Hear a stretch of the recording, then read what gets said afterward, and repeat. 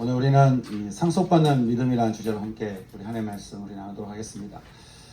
하나님께서 우리에게 주신 중요한 단어 중에 약속이라는 단어가 있습니다. 어느 나라나 이 약속이라는 단어는 중요하겠죠? 네. 여러분께 누군가 약속을 했는데 약속을 어기거나 그러면 기분이 행복할 사람은 별로 없겠죠? 예. 약속이 중요한 이유는 그것은 서로를 신뢰하게 해주는 하나의 통로가 되기 때문에 그렇습니다. 우리가 결혼할 때도 서로 언약을 맺잖아요. 왜냐하면 이 약속은 서로의 존재를 이렇게 설정해 주기 때문에 그런 것이죠. 하나님께서 이 약속이라는 단어를 만드신 것도 마찬가지입니다. 우리와의 관계를 설정하시려고 하는 하나님의 그 마음 때문에 이 약속이라는 단어를 만드신 거예요. 하나님은 당신의 사랑으로 우리와 약속하시면서 두 가지를 설정하셨죠. 바로 하나님에게 있어서 우리가 어떤 존재인지를 이렇게 드러내시기 위해서였어요. 하나님에게 있어서 우리가 어떤 존재인가. 또 우리에게 하나님은 어떤 분이신지를 드러내시기 위해서 하나님께서 우리에게 약속이라는 단어를 주셨다고 하는 거예요. 여러분, 하나님에게서 여러분은 어떤 존재라고 생각되십니까? 하나님이 보실 때 여러분은 어떤 존재로 보실 것 같습니까? 예진은 어떨 것 같아요? 하나님이 예진이 볼 때 어떤 존재로 볼 것 같아요? 사랑스러운. 그건 분명한 것 같아요. 정말 우리는 하나님이 보시기에 중요한 존재일까? 그러면 여러분에게 있어서 하나님은 또 어떤 분이십니까? 나에게 있어서 하나님은 또 어떤 분이라고 말할 수 있겠습니까? 우리가 누군가 약속할 때는요, 아마 두 가지 상황일 겁니다. 그 사람이 신뢰할 만한 사람이거나 그 사람을 사랑하거나. 주님은 어떤 마음으로 우리에게 약속을 하셨을까?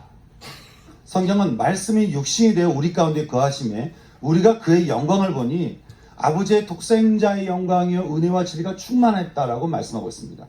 말씀이 육신이 되어 우리 가운데 찾아오시면 했던 것은 우리를 사랑하시는 약속 언약 때문이었습니다. 우리는 66권이 담겨있는 이 성경을 가지고 다닙니다. 그렇죠? 한 권이지만 그 속에 66권이 담겨져 있어요. 이걸 다른 말로 말하면 우리는 우리 인생을 향한 약속의 책 66권을 가지고 다니고 있다고 하는 것입니다. 성경은 창세기부터 수많은 약속들을 기록하고 있습니다. 그리고 하나님은 당신이 정한 시간대에 당신의 방법대로 그 약속을 반드시 성취하셨습니다. 따라서 하나님의 약속을 받는 사람들은 이 약속 앞에 항상 두 가지 자세가 필요한데요. 그것은 약속하신 분에 대한 신뢰가 있어요. 아니, 약속하시고 반드시 지키시겠다고 하는데 그 약속하신 분에 대한 신뢰가 있어야 되는 것이죠. 또 하나는 이제는 그 뜻을 이루기 위한 기다림이 우리에게 필요하다고 하는 거예요. 제가 교회를 개척할 때 빈들 세상이 오직 예수님만 주인 되는 자리에서 생명이 풍성한 교회가 세워질 거다 라고 하는 약속의 말씀을 제가 받게 됐어요. 그때 이 약속만 딱 받고 시작을 했는데 어디로 가야 될지 진짜 갈 바를 알지 못한다는 말이 딱 그 말이더라고요. 제가 교회를 개척하려고 저기 응암동부터 제가 뒤졌어요. 장소를 구하려고. 하여간 서울 시내를 절반을 뒤진 것 같아요. 아침에 나가면 밤에 돌아왔어요. 어디다 교회를 세워야 될지 어떻게 해야 될지 알 수가 없는 거예요. 그냥 딱 한 가지, 빈들 세상에 예수님이 주인 되면 그곳이 어디든 간에 생명이 풍성한 교회가 세워질 거다. 딱 이거 하나 말씀을 가지고 제가 시작을 했는데 이상하죠? 마치 그 교회가 세워진 것 같은 마음이 들어서 제가 돌아다니는 것이죠. 아마 성령님께서 제 안에 확신을 주셨던 것 같습니다. 하지만 그렇다고 제가 원하는 시간대에 내가 원하는 방법으로 교회가 세워진 건 아니었습니다. 그저 언약하신 하나님을 제가 신뢰하면서 하나님의 시간대에 하나님의 뜻이 이루어지도록 제게 필요한 것은 기다림인 것이죠. 그냥 또 기다리고 또 1년 기다리고 또 1년 기다리고 그렇게 올해가 10년이 되었습니다. 여러분에게도 주님이 언약하신 것이 있으십니까? 그러면 여러분 먼저 여러분에게 언약하신 약속하신 주님을 신뢰하시기 바랍니다. 그리고 주님이 그 뜻을 이루실 때까지 여러분 믿음으로 기다리시기 바랍니다. 왜냐하면 주님은 반드시 약속하신 것을 이루시는 분이시기 때문에 그렇다는 것이죠. 오늘 말씀에서 등장하는 아브라함에게도 하나님은 언약하셨죠. 내가 너의 고향, 너의 친척, 너의 아버지 집을 떠나 내게 보여줄 땅으로 가라. 내가 너로 큰 민족을 이루고 너에게 복을 주어서 너의 이름을 창대하게 할 것이니 너는 복이 될 것이다. 그렇게 약속하셨어요. 근데 여러분, 아브라함에게 약속하신 이 약속이 언제 성취되었죠? 갈대아 우르를 떠나서 하란에 머물던 아브라함이 이제 가나안에 내려온 지 24년이 지났습니다. 24년. 적지 않은 시간이죠. 여러분, 약속 하나 받고 우리는 하루 넘기기 좀 어렵잖아요. 적어도 한 달 안에 결단이 나야 되는데 1년이 지나도 2년이 지나도 10년이 지나도 20년이 지나도 24년이 지났어요. 그리고 아브라함의 나이가 99세가 됐습니다. 왜 하필이면 그때였을까? 모세도 보면 나이가 80세에 부름받았잖아요. 제가 이렇게 뒤늦게 부름받은 사람 보니까 둘 중 하나인 거예요. 고집세든지 아니면 잘 기다리지 못하는 사람이든지. 아브라함과 사라도 보면 약속의 시간을 잘 기다리지 못해서요. 결국 하갈을 통해서 이스마엘을 낳습니다. 여러분, 지금까지 우리는 그 두 자손이 싸우는 것을 보고 있잖아요. 어찌됐든 이제 이스마엘이 태어난 지 14년이 지나서야 이제 모든 기대를 다 내려놓고 뭔가 기대했던 거, 내가 힘을 가지고 뭔가 해보려고 했던 거, 그거를 다 내려놓을 수밖에 없었던 나이 100세가 다 되어서야 그는 약속을 성취하시는 하나님을 맞이하게 됩니다. 사랑하는 성도 여러분, 저는 여러분을 향한 하나님의 약속이 한 살이라도 젊었을 때 여러분에게 성취될 수 있기를 소망합니다. 아멘. 이때 아브라함을 찾으신 하나님께서 당신에 대해서 이렇게 말씀하시죠. 나는 엘샤다이, 나는 전능한 자다. 그렇게 얘기합니다. 이 말은 말 그대로 전능하신 분이라는 뜻도 있지만 이런 뜻도 있는 거예요. 나는 너에게 그 어떤 것도 부족하지 않는 존재다. 너는 내가 마치 부족한 것 같이 여겨서 나를 기다리지 않았지만 나는 엘샤다이, 나는 너에 대해서 결코 부족하지 않는 자다. 그런 나는 너의 전능자다. 그러니 이제 너는 내 앞에서 행하여 완전하라. 이제 너는 내 앞에서 흠이 없게 하라. 그러자 이제 자기 힘이 다 빠졌던 아브라함이 모세가 신을 벗듯이 하느님 앞에 엎드리는 것이죠.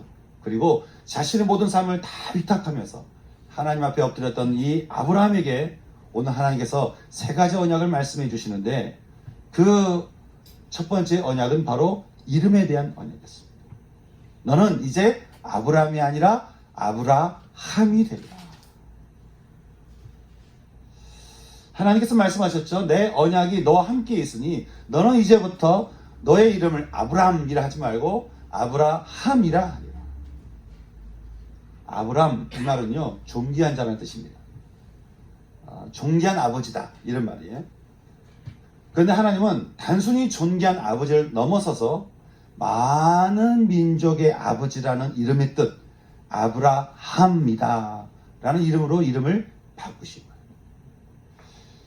이름 바꾸는 것이 대단한 건가라고 할지 모르겠지만요, 여러분이 고대 근동에서 이름을 바꾸는 것은요, 자신의 역사가 다 바뀌는 거고요, 자신의 계급과 신분이 다 바뀌는 걸 말해요.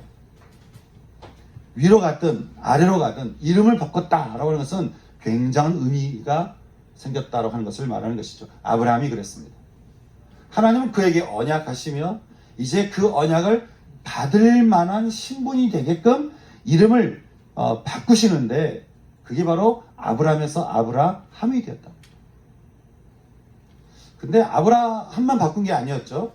하나님께서 그 아내에게도 복을 주셔서 당시 이게 공주라는 뜻을 가진 사레에서 왕의 부인이라는 뜻을 가진 사라라는 이름으로 이름을 바꾸시게 됩니다. 여기 두 사람에게 이게 주시겠다라고 했던 이 복은요, 성경에 보니까 이게 내가 복을 줄 것이다 라고 할 때 이걸 미래형을 쓰지 않고 이상하게 재밌는 것은 과거형으로 쓴 거예요. 다시 말하면 내가 복을 줬다 이것이죠. 이 말은 그들 향해서 하나님께서 약속을 반드시 이룰 것이라고 한다고 하는 거예요. 여러분, 하나님께서 우리에게도 약속하실 때 어떤 마음을 하실 것 같습니까? 너 하는 거 보고 이렇게 하시는 게 아니에요. 하나님께서 여러분에게 약속하시고 언약하셨다고 한다면 하나님은 그것을 반드시 이루실 거라고 하는 것이죠. 아브라함에게 주셨던 이 신분의 약속은요, 신약에서 등장합니다. 고린도 후서에서 바울이 이렇게 말하죠. 누구든지 그리스도 안에 있으면 그는 새로운 피조물이에요. 그는 영원히 새로운 신분을 가진 사람이 될 거라는 거예요. 보라, 너의 이전 것은 지나갔으니 너는 새 것이 되었도다라고 말씀하고 있는 것이죠. 또 골로새서 3장 10절을 말합니다. 너희는 새로운 사람을 옷을 입었으니 이는 자기를 창조하신 분의 형상을 따라 너희는 새롭게 하심을 입은 자가 되었다라고 말을 하는 거예요. 그러니 주님이 우리에게 베푸시는 은혜를 누리도록 우리가 그리스도 안에만 있기만 하면, 그리스도 안에 계시기만 하면 어떻게 된다는 거예요? 영접하는 자, 곧 그 이름을 믿는 자들에게는 하나님의 자녀가 되는 권세를 주신다라고 하는 것이죠. 그러니 예수를 영접한 모든 사람은 다 어떤 사람이냐? 하나님께로 난 자가 되었다는 거예요.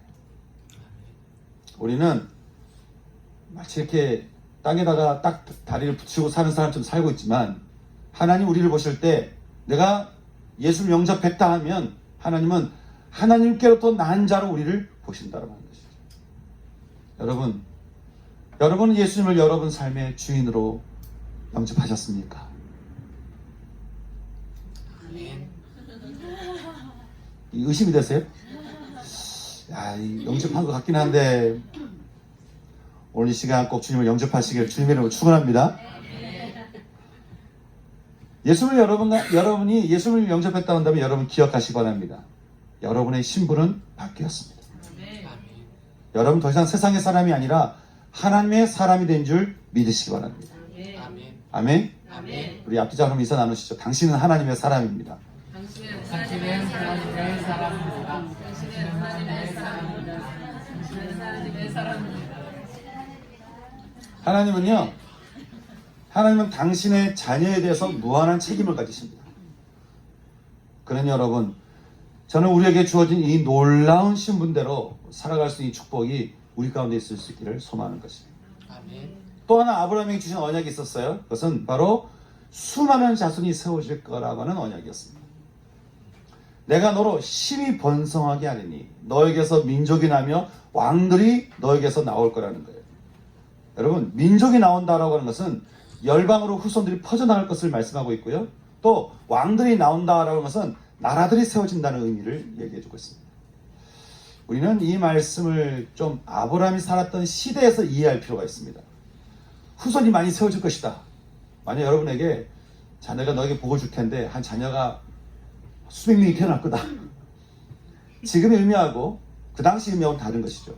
항상 성경을 볼 때는 그게 쓰여졌을 그 당시로 우리는 먼저 이해할 필요가 있어요. 이 말씀을 아브라함이 살았던 당시로 좀 이해해보자면 이렇습니다. 그때는요, 아직 뭔가 세상이, 나라들이 잘 세워지지 않을 때예요. 다시 말하면 우리가 좀 역사를 보면요, BC 1446년, 여러분 BC는 이렇게 거꾸로 가는 거죠. BC 1446년에 이스라엘이 이집트를 나와서 출애굽을 했습니다. 근데 430년간 이집트에서 살았죠, 이스라엘 사람들이. 그러니까 야곱이 70명을 이끌고 이집트로 들어갔을 때가 BC 1876년이 됩니다. 이때 야곱이 바로 왕한테 자기 몇 살이라고 그랬죠? 내가 130세라고 자기 자신을 소개했으니까 야곱이 2006년에 BC 2006년에 태어난 셈이 되고요. 이때 이삭의 나이가 60세였습니다. 그러니까 아브라함이 이삭을 낳았을 때가 몇 년인 거죠? BC 2066년이 된 겁니다. BC 2066년, 그때 세상은 어땠을까요? 중국의 문명이 아직 일어나기 전이었습니다. 완전 옛날인 거죠, 그러니까. 그런데 그때 어떤 문명이 생기기도 전에, 어떤 나라를 세우기 전에 하나님께서 말씀하시기를 너를 통해서 민족들이 일어나고 너를 통해서 온 세상 열방의 나라들이 세워질 거라고 하는 이 말씀이 여러분 얼마나 놀라운 말씀이겠습니까? 이것은 하나님께서 말씀하시기를 너를 통해 많은 열매들이 일어날 것이다. 너에게서 많은 열매가 맺혀지게 될 것이다. 라는 말씀이라고 하는 것입니다. 이 열매에 대한 말씀은 신약에서도 등장합니다. 우리가 예수님을 영접하게 되면 예수님이 내 안에 계시고 또 우리가 성령이 우리 가운데 임하게 되면 갈라디아서 5장에서 이런 열매가 맺혀진다고 말씀하고 있습니다. 너희는 성령을 따라 살아라. 그러면 너희 가운데 맺혀지게 될 성령의 열매는 이러하니, 여러분 성령이 우리 가운데 임하게 됐을 때 어떤 열매가 맺힌다고 얘기할까요? 그러니까 처음에는 사랑입니다. 이건 분명한 것 같아요. 예수님을 우리가 영접하고 성령께서 우리에게 임하시게 되면 내 안에서 사랑하는 마음이 없던 내가 사랑이 싹트기 시작합니다. 뭐 대단한 사랑을 얘기하는 게 아니에요. 사랑이 싹트기 시작하는 거예요. 그래서 계속 내 안에서 사랑이 올라오기 시작하는 것이죠. 사랑이 올라오니까 기쁨도 올라옵니다. 기쁨이 올라오니까 오래 참을 수가 있어요. 오래 참게 되니까 우리가 자비한 마음을 갖게 되고요. 또 선한 마음을 갖게 되고요. 충성하게 되고 온유하게 되고 절제하게 되는 것이죠. 이런 성령의 열매가 우리 가운데 맺어지게 된다고 하는 거예요. 여러분, 우리 안에 이런 사랑과 기쁨의 열매가 우리 안에서 이렇게 풍성하게 열려지게 된다면 어떨까요? 살면 살수록 어제보다 오늘이 더, 오늘보다 내일이 더 기쁨의 열매가 막 맺혀지면 여러분 어떨 것 같습니까?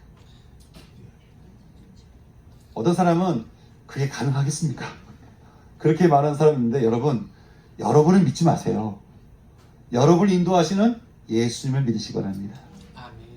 그러면 여러분 삶에 사랑과 기쁨의 열매들이 풍성하게 열리게 될 거라고 말씀하는 것이에요. 그러니 성경은 말합니다. 너희는 너희의 생각대로 살지 마라. 너희는 성령 따라 살아라. 내가 너를 통해 수많은 자손을 세울 것이다. 내가 너에게 많은 열매를 맺게 할 것이다. 이것이 너에게 주는 나의 언약이라고 하는 것이에요. 근데 또 한 가지가 있는 거예요. 오늘 말씀에 등장하지 않지만 하나님은 또 하나의 언약을 말씀하시면서 보게 되는데 바로 땅에 대한 말씀이었습니다. 내가 너에게 약속 있는 언약의 땅을 줄 거라는 거예요. 그리고 아브라함으로부터 시작해서 하나님은 가나안에서 그들에게 머무를 땅을 허락하시게 되는데, 여러분 신약 시대를 열어젖히신 주님이 우리에게 비슷한 말씀을 하신 것이 있습니다. 주님이 이렇게 말씀하셨죠. 회개하라, 돌아와라, 돌아와라. 우리는 회개하라 그러면 너 잘못했지 하고 이렇게 자꾸 이렇게 추궁한 것처럼 느끼는데, 제가 회개는 뭐라고 그랬죠? 익숙한 곳에서 돌아오는 어디로 돌아가요? 주님께. 집으로 가는 거예요. 집으로. 여러분 회개는 좋은 거예요, 안 좋은 거예요? 좋은 거요. 집으로 가는 거예요. 여러분 날마다 여호와의 집으로 돌아가시 바랍니다. 아멘. 회개하라, 회개하라. 하나님의 나라가 너에게 가까이 왔다. 그렇게 말씀하십니다. 그것은 그리스도를 통해 우리 가운데 하나님의 나라가 임할 것을 말씀하시는 것입니다. 그 말은 누구든지 그리스도를 영접한 자들에게는 선하고 자비하시고 은혜가 풍성하신 하나님이 통치하시는 하나님의 나라가 그 사람에게 주어질 거라는 거예요. 마치 이스라엘 백성들이 언약의 땅에 들어간 것 같이, 그래서 그 땅을 취한 것 같이 하나님께서 당신의 나라가 우리 가운데 임하도록, 우리가 그 나라 안에서 살도록 인도하신다라고 하는 것이죠. 저는 정말로 날마다 예수님을 영접하는 것 가운데 여러분 안에 하나님의 나라가 여러분 가운데 충만할 수 있기를 주님의 이름으로 축원합니다. 아멘. 하나님의 약속, 아브라함이 되리라. 수많은 자손이 세워질 것이다. 땅을 줄 것이다. 여러분, 이게 아브라함에게 주신 하나님의 약속인데요. 제가 함께 이렇게 말씀드린 대로 이것은 아브라함에게만 주신 언약은 아닌 것이죠. 아브라함부터 주신 언약이라는 거예요. 그러니 아브라함부터 주신 언약이기 때문에 이 언약은 끝난 것이 아니라 지금까지도 유효한 언약이요 약속이라는 것이에요. 그럼 여러분, 누가 아브라함처럼 이 약속과 언약을 누릴 수 있을까요? 오늘 우리가 읽은 로마서에서 하나님이 이렇게 말씀합니다. 아브라함부터 시작한 하나님의 언약, 그 축복은 유대인들 말처럼 어떤 자격이 있는 사람이 주어지는 게 아니라는 거예요. 유대인들은 그랬습니다. 유대인만 이것을 받을 수가 있다. 어떤 혈통적 자격을 주장하거나 또 혈통이 있어도 율법을 잘 지키는 사람이어야 된다. 율법을 잘 알아서, 율법을 잘 외워서, 율법을 잘 지키는 사람에게 이것이 주어진다라고 그들은 말을 하지만 하나님은 말씀하시기를 아브라함부터 시작한 그 언약이 그렇게 주어진 게 아니라는 거예요. 그럼 누가 이 언약을 상속받게 되는가? 그것은 바로 오직 믿음으로 말미암아서 의를 가진 자에게 이 언약 약속이 상속 주어진다라고 말씀합니다. 아멘. 그렇다고 모세의 오경의 율법이 소용없다는 말은 아닙니다. 율법은 우리가 아브라함을 통한 약속을 상속받도록 이어주는 다리 역할을 하기 때문에 그런 것이죠. 바울은 로마서 4장 15절에서 말합니다. 율법은 진노를 이루게 한다. 신명기 27장 26절에서 율법의 그 말씀을 행하지 않는 자는 저주를 받을 것이다. 다시 말해서 하나님께서 오늘 우리에게 주신 모든 그 율법의 말씀을 우리가 지키지 않으면 그 지키지 않는 대가는 저주다라고 말씀합니다. 그런데 바울이 갈라디아서 3장 11절 말씀에서 이렇게 또 말합니다. 하나님 앞에서는 아무도 율법으로 말미암아 의롭게 되지 못할 것이 분명하니, 여러분 그러겠죠? 로마서 3장 20절 율법으로는 내 안에 있는 죄를 깨달습니다. 여러분 율법을 무시하면 안 되는 거예요. 율법으로는 우리의 죄가 무엇인지를 알게 된다라고 하는 것이죠. 율법으로는 죄를 깨달습니다. 즉 율법은 진노를 가져온다는 거예요.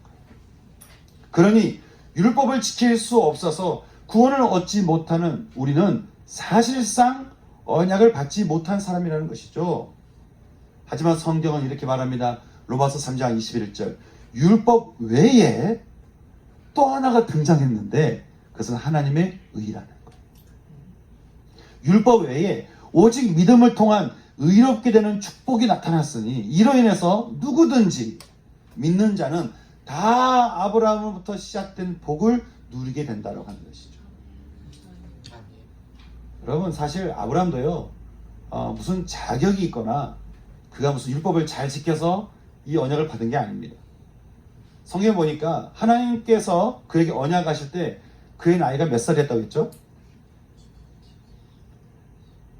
70, 80 헷갈리죠?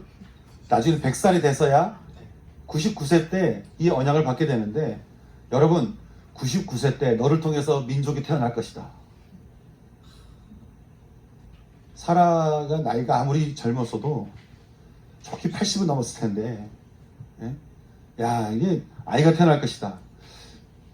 아브라함의 생각에도요 자기 몸이 죽은 것 같고 아내 역시 사라 역시 태가 죽은 것 같았는데도 불구하고 그래서 충분히 하나님의 그 언약이 이루어질까 불신할 수 있음에도 불구하고 성경은 말하기를 자신의 불가능보다 그는 전능하신 하나님을 믿었다는 거예요. 그리고 하나님께서는 당신이 약속하신 것을 능히 이루실 것을 그가 확신했다라고 하는 것이죠. 여러분 그러니 우리도 그 언약의 축복을 상속받기 위해서는 우리 역시 어때야 된다고 말씀하는 것이죠. 우리를 위해 죽으신 예수님을 우리가 믿으며 영접하며 죽은 자 가운데 살리신 그 하나님을 믿는 것입니다. 아멘. 주님을 믿으면 그 믿음이 우리에게 의가 되어서 아브라함의 모든 축복을 상속받게 된다라고 하는 것이에요. 누구든지 예수를 하나님의 아들이라 시인하면 하나님이 그 안에 거하시고 그도 하나님 안에 거하게 된다는 거예요. 누구든지 그리스도 안에 있으면 그는 새로운 신분을 가지고 열매 맺는 사람이 될 것이다. 그리고 그에게 하나님이 통치하시는 하나님의 나라가 임하게 될 것이라고 그렇게 약속하시는데 사랑하는 성도 여러분 우리가 이 약속을 따라 이 믿음을 가지게 될 때 우리에게 이 아브라함으로부터 시작된 이 축복이 우리 가운데 임하게 된다는 거 아니겠습니까? 그런데 이게 문제는 이거예요. 우리가 이것을 말로는 시인하고 말로는 예수 믿는다고 말을 할지 모르겠지만 이게 말로만 한다고 해서 예수님을 영접하고 예수님을 신뢰하는 것은 아니라는 거예요.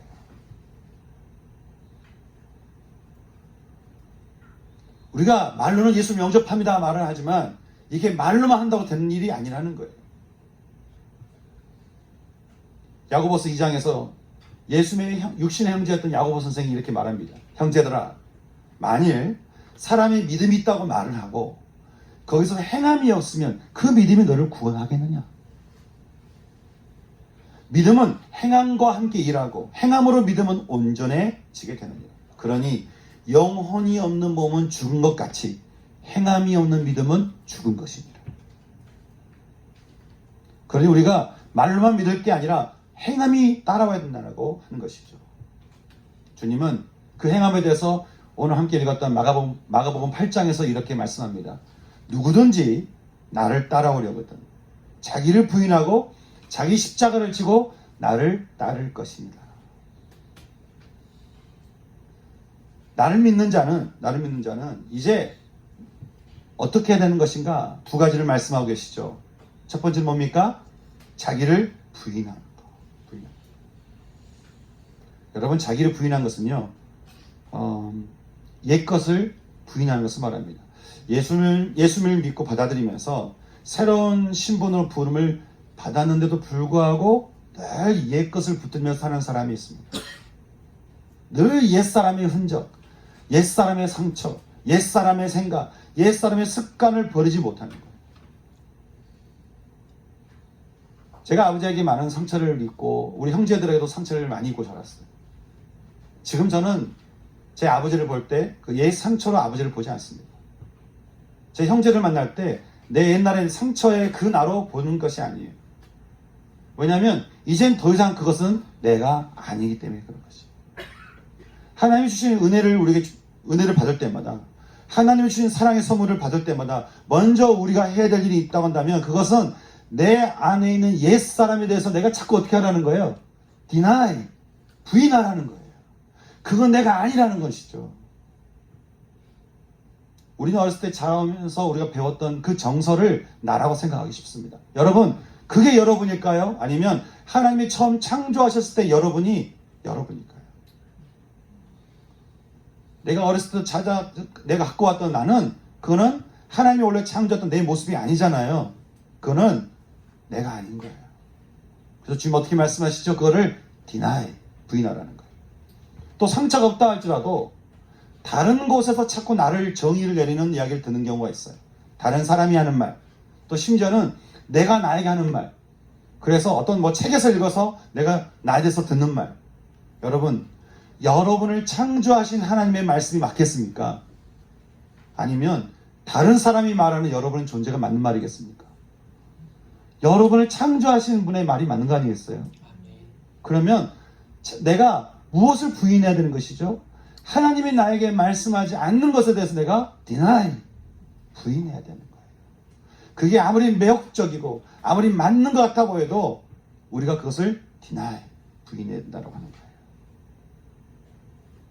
사랑하는 성도 여러분, 저는 여러분에게서 발견되는 옛사람에 대해서 날마다 부인하면서 주님이 여러분에게 말씀하시는 그 말씀, 여러분의 존재, 여러분이 누구인지, 여러분이 어떤 사람인지, 여러분이 하나님에게 어떤 존재인가를 말씀하시는 소리를 전 여러분이 매일마다 들을 수 있기를 주님의 이름으로 축원합니다. 아멘. 여러분, 우리가 묵상하는 이유가 뭘까요? 경건생활? 아니에요. 묵상하는 거 내가 뭔가를 신앙생활 잘하려고? 아닙니다. 여러분을 향해서 말씀하시는 하나님의 음성을 듣는 것이에요. 그리고 그 말씀을 통해서 내가 어떤 사람인가를 듣는 시간이고 배우는 시간이죠. 그래서 우리는 늘 말씀을 옆에 두고 살아야 됩니다. 늘 말씀이 우리에게 하시는 소리를 들어야 됩니다. 왜냐하면 믿음은 들으면서 나기 때문에 그렇습니다. 하나님의 축복의 세대가 되어서 그 복을 누리려면 옛사람을 deny, 부인해라. 육적인 삶을 부인해라. 그리고 또 하나 뭐라고 말씀하시죠? 이제 자기 십자가를 지고 나를 따르라는 거예요. 이 말은 이제 나의 옛사람에 대해서 날마다 죽으면서 생명의 주님을 따라가라는 거예요. 하나님 앞에 자신의 옛신을 벗고 주의 음성을 들었던 모세처럼. 그래서 이후로는 하나님의 나라를 세워가는 삶을 살았던 모세처럼, 그리고 하나님 앞에 엎드려서 자신의 모든 삶을 위탁하면서 언약을 받았던 아브라함처럼 날마다 내 육에 대해서는 죽으면서 이제는 주님이 걸으셨던 생명의 길을 걸어가라고 하는 것이죠. 하나님의 나라가 먼저는 내 안에, 그리고 함께 만나게 하신 사람들, 일하게 하시는 일터에서 예수님처럼 하나님의 나라를 세워가는 삶을 살라고 하십니다. 여러분, 우리가 왜 이웃을 사랑해야 될까요? 사랑 가운데 하나님의 나라가 세워지기 때문에 그렇습니다. 왜 우리가 누구 사람을 위해서 기도해야 될까요? 그 기도 가운데 하나님의 나라가 세워지기 때문에 그렇습니다. 우리가 왜 사람을 위해서 이렇게 기다려야 될까요? 그 기다림 가운데 하나님의 나라가 세워지기 때문에 그렇습니다. 근데 이게 육에 익숙한 사람한테는 이게 좀 어려움이 될 수 있어요.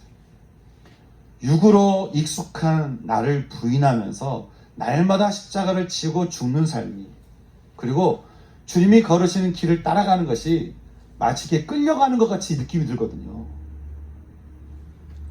여러분, 우리가 나를 사랑하는 사람의 손을 잡고 집으로 들어가는 것이 끌려가는 게 아니잖아요. 저도 우리 주영이가 있지만, 우리 주영이가 지금 자기애가 아주 강한 시기잖아요. 아주 나로 똘똘 뭉쳐있는 시기인데 다 내 맘대로 하고 싶어 하잖아요. 네? 근데 여러분, 그런 주영이를 이제 엄마가 손을 잡고 집으로 가는 게, 뭐 놀고 싶고 뭐 저거 사고 싶고 다 하고 싶은데 안 돼, 집에 가야 되고 손을 잡고 집에 가는 게 주영이한테는 이게 십자가를 치고 아주 죽을 맛일 거예요. 근데 이게 주영이한테 저주입니까? 축복이잖아요. 선물이잖아요. 은혜잖아요. 그게 사랑의 손길이잖아요. 비록 주영이는 그게 힘들지 모르겠지만, 이게 십자가 같고 아주 죽을 맛이고 그럴지 모르겠지만, 차라리 죽어야 이게 집에 가서 집에 들어가는 거 아니겠습니까? 주님 앞에 우리가 행해야 될 믿음이 이렇습니다. 나의 옛자를 부인하며 육에 찬 나는 날마다 죽으면서 예수님 손잡고 아버지 집으로 들어가는 거예요. 그러면 아버지 집에서 기다리는 건 뭐죠? 새로운 신분과 사랑과 기쁨에 차는 성령의 열매들과 하나님이 다스리시는 하나님의 나라라고 하는 거예요. 이 언약을 우리가 상속받게 된다고 하는 것이죠. 저는 이 놀라운 상속으로 인도하는 이 믿음이 전 오늘 이 시간 저와 여러분의 믿음 될 수 있기를 진심으로 소망합니다. 아멘. 상속받는 믿음, 오늘 주시는 이 말씀을 따라서 우리를 함께 기도하고 싶은데요. 두 가지를 기도하고 싶습니다. 하나는 아브라함부터 주어진 이 축복이 우리에게 온전히 임하도록 주님이 하신 일이 있었죠. 바로 십자가에서 당신의 피를 다 쏟기로 결정하십니다. 제가 주보에도 실었지만, 여러분, 누가 우리를 위해서 나를 살리겠다고, 새롭게 태어나서 나 때문에 고생당하고 나를 위해서 죽겠습니까? 세상에 그런 존재가 어디 있어요? 예수님이 바로 그런 분이신 거죠. 왜요? 우리에게 아브라함부터 약속하신 그 상속을, 축복을 다 상속받게 하기 위해서였습니다. 그럼 여러분 어떻게 될까요? 먼저 기도해야 될 거, 하나님 감사합니다. 상속받는 자리로 저를 초대해 주셔서 감사합니다. 감사합니다. 또 하나 기도하고 싶습니다. 이 축복이 우리 가운데 상속되도록, 혹시 여러분 가운데 부인하지 못하는, 여러분의 내면에서 하나님이 말씀하신 데도 불구하고, 하나님께서 이끄신 데도 불구하고 혹시 고집스럽게 부인하지 않고 고집스럽게 내가 저항하며 잘 따라가지 않는, 그래서 하나님을 오해하고 하나님 말씀을 오해하고 그렇게 저항하는 혹시 여러분의 모습이 있으십니까? 늘 옛사람을 붙들고 새롭게 살지 못하는 여러분의 모습이 있으십니까? 주님 말씀하는 거예요. 그거 너 아니야. 내가 너를 그렇게 창조하지 않았어. It's not you. 그건 너가 아니야. 그건 너의 모습이 아니라. 그래서 우리 다 같이요, 우리의 옛사람을 부인하면서 나의 십자가를 지고 주님이 주시는 그 생명의 길, 그 아버지 집으로 들어갈 수 있는 하나님 제가 되기를 원합니다. 먼저는 감사함의 기도, 두 번째는 내 옛사람을 내가 부인하면서, 하나님, 제가 나의 옛사람은 날마다 죽고 제가 생명의 주님 따라 아버지의 집에 들어가는 삶을 살기 원합니다. 그래서 주님이 예배 두신, 약속하신 그 모든 축복을 상속받는 삶을 살아가는 제가 될 수 있도록 하나님 인도하여 주시옵소서. 그렇게 함께 기도할 수 있는 우리가 이 시간 됐으면 좋겠습니다. 우리 같이 기도할까요? 같이 기도하겠습니다. 기도하시겠습니다. 사랑이 많으신 하나님 아버지, 오늘 우리에게 주신 이 말씀을 마음에 새기며